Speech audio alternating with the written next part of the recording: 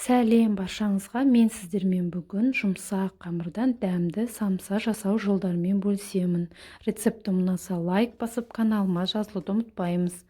Ендеше бастаймыз. Ең алдымен бізге керегі айранымызға жұмыртқамызды және ерітілген сары майымызды қосып, барлығын жақсылап араластырамыз.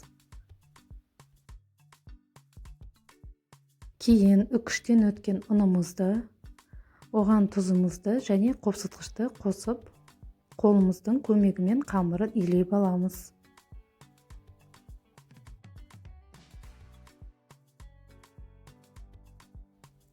Нәтижесінде сізде жеткілікті жұмсақ қамыр болуы керек.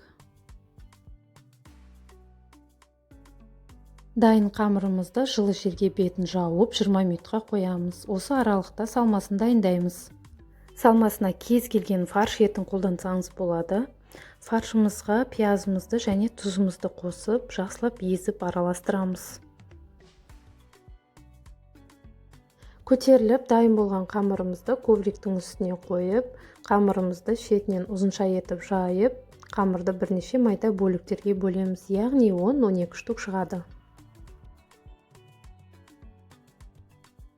Әр бөліктерді алып, домалақтап дайындап қоямыз.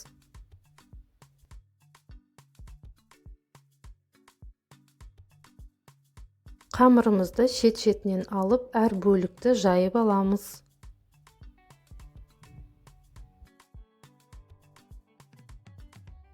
Ортасына салмасын салып, шеттерін тығыз етіп жабамыз.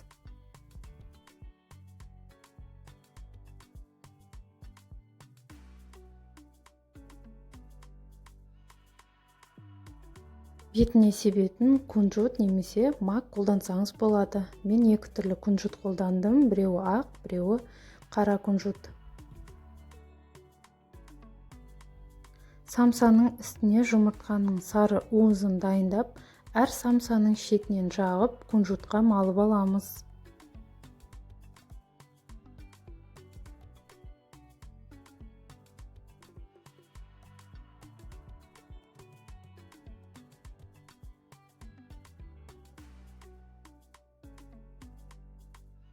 Дайын болған самсаларымызды арасын ашып қойып, соңында жұмыртқаның сары уызын бетіне жағып шығамыз. Самсаларды қызып тұрған пеште 180 градуста 20-25 минутта пісіріп аламыз. Самсаларымыз дайын. Қамыры жұмсақ, әрі ең қарапайым және оңай жүзеге асырылуын қаласаңыз, ендеше дәл осы рецептпен жасаңыз. Ас болсын.